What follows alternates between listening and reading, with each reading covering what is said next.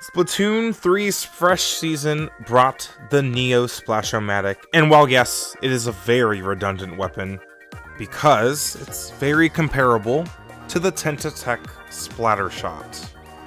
Both weapons are very strong right now to use, and they're both really flexible. Both are standard range shooters with optimal paint output. They can paint the map. They're also really good at slaying. The time to kill is nice. Their accuracy is pretty good. Splash has perfect accuracy. They both can play a Slayer and support hybrid role, right? They can switch easily. You can go from being really aggressive, but you can also back up, throw bombs, and paint. The Splat and the Suction Bombs let them poke out of their shorter range, and combined with the main weapon's paint output, the bombs help build Tri-Strike. Triple Ink Strike has had an ascending reputation for its displacement capabilities, or making the enemy team move. And if they don't move, they could get punished by the Ink Strike's high damage that it got in a recent patch. Ink Strike has other little niche uses that basically means you're always going to be getting value from it. Whether you're just trying to move people or you're using it as a smoke screen, there's still a lot with Ink Strike that I think teams are still kind of pushing.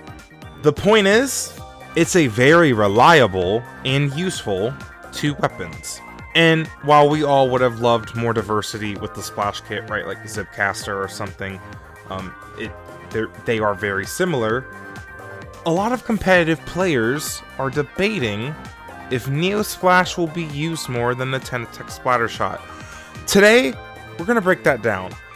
And I'm going to try to help you guys decide whether you want to play the Tentatek Splattershot or the Neo Splash-o-Matic, and what's going to be more optimal for your playstyle in Splatoon 3.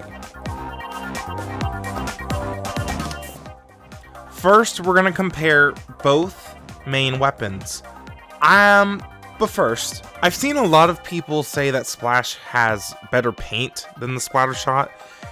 Even without doing optimal painting patterns, both paint so well with barely a difference, it's honestly not even worth bringing up a difference. Like, if anything, you can argue that Tentatek is more of a safer painter because it can damage people farther, but honestly, they both paint the same, which is very, very good.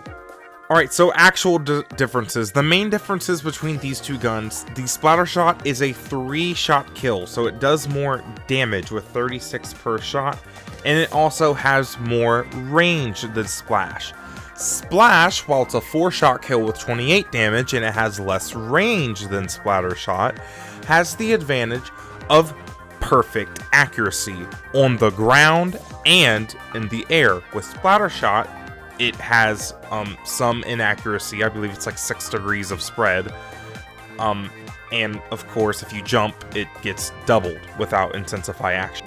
So both main weapons are very similar, right? Tentatek has more range, but Splash is very reliable if your aim's good at close range. However, I think Vanilla Splash's dominance with Burst Bomb and Crab have kind of overrated the main weapon a little bit. Now, don't get me wrong, it is a very solid weapon. Obviously, it paints, it slays, the accuracy's awesome. Even the Splatoon 2, the Splash-o-Matic was used. Even the Inkjet kit with Toxic Mist was used a little bit. It's a great weapon for slayers and supports alike, but there's two things I want you to consider first. Main power-up is no longer in the game, right? So Splash's time to kill without main power-up, it's always going to be 4 bullets. Main power-up made it so it could be 3 bullets sometimes. It really kind of made it be fat. Neo Splash having a Suction Bomb and a triple Ink Strike means it's not going to be able to rely on a Burst Bomb for a quicker time to kill. Especially with your shorter range, if you're jumping to try to kind of get the edge of your range to get a kill, you might, get some 5-shot kills, and it's just not really ideal. Back in Splatoon 1, Splattershot was favored over Splash-o-Matic for its ability to just reliably get a quick kill from a bit longer of a range. In Splatoon 1, it was very important to have a fast time to kill because you needed to splat your opponent before they popped Kraken or Bubbler. And now, with Kraken back in the game, in a very powerful state, having a Splattershot that does a quick 3-shot kill with more range, it's a little bit easier to take out that Kraken player. That's not even to consider Splattershot's superior damage per second, or DPS. I also think Splattershot having more range just lets it deal with mid-range threats a little bit easier, like a sloshing machine. Not only mid-range threats, but close range threats like tri-sloshers, rollers, brushes. A Splattershot's able to back up a little bit more than a Splash can. A Splash without a burst bomb has a lot of trouble dealing with an Octobrush, has a lot of trouble dealing with a Tri-Slosher. You really have to kind of outplay your opponent more than usual. So with that said, I feel like the Splattershot is just, not only is it a little bit better of a weapon to use, but I also feel like it's definitely easier. I mean, if you use Splash in general, your aim has to be perfect. There's not going to be any stray bullets that might get you, a lucky shot when you otherwise would have missed. You have to be perfect. So let's talk about Splat and Suction Bomb now. What's interesting is I don't think you can really find two more similar sub-weapons in Splatoon. They take up 70% of your ink tank, they force people to move, they let you poke longer ranges, extra paint for your special charge, and they can even get picks from time to time if you throw them in good places. Both of them, though, do these things at differing degrees. Suction Bomb is a lot slower to go off, but it denies more space, and it paints a little bit more. In Splatoon 2, it even did more damage, but that buff has been reversed, if you didn't know. Splat Bombs, however, are generally seen as a better bomb because they go off a lot quicker, they can really easily catch people out in bad spots, and get a lot of picks, and they do damage again really quickly because they go off so quick. So with that said, I'm kind of thinking Splat Bombs are the bomb you go with here, so again favoring Tentatek Splattershot. As a Splattershot Junior player, most of my picks when I play that weapon are with Splat Bombs, most of the time. It's one of the best subs in the game just for how universally good it is. Suction's slow detonation doesn't let it get as many picks, but the difference, it's not that huge, but you're gonna get more success with Splat Bomb, I feel like. Suction Bomb, however, it's a lot easier to stick it onto the tower, and it does deny more space, so if it's like a Rainmaker choke point, it's got a use there. So let's talk about special weapons and gear. So, Ink Strike. They both have Ink Strike, right? So why even talk about it? Well, Neo Splash gets Ink Strike at 200p, while the Tentatek gets it at 190p. So you might be thinking, okay, so Tentatek Splattershot is the best, it's the better main weapon, the better sub weapon, and it gets Ink Strike faster. So why would you ever pick Neo Splash? Why even make this video? There's a huge difference that I think some players don't consider. Splash-o-Matic is a lightweight weapon. Splattershot is a middleweight weapon. These weight classes have been a thing since Splatoon 2.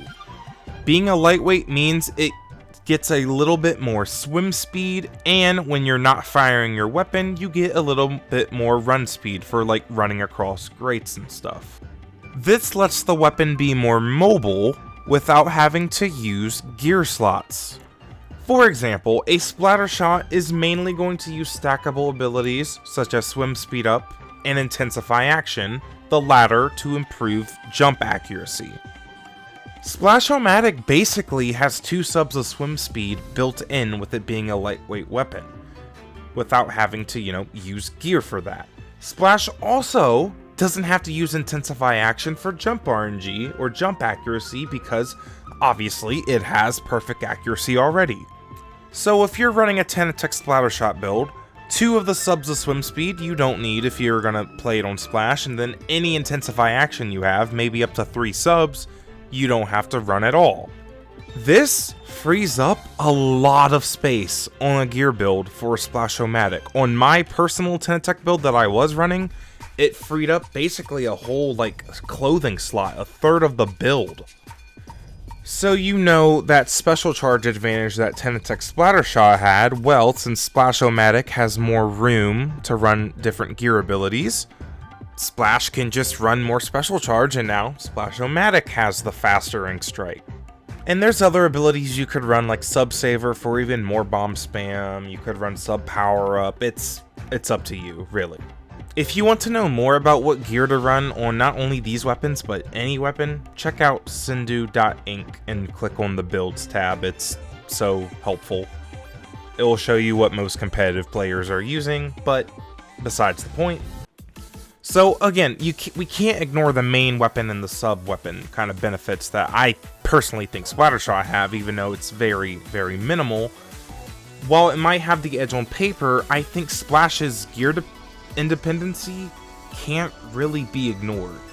Again, the difference between both of these weapons are small enough where it might just come down mostly to preference between competitive players, which is a lot better of a scenario than one of the weapons simply just outclassing the other, which happened a lot in Splatoon 2's meta, and it's starting to happen a little bit here with some Splatoon 3 weapons.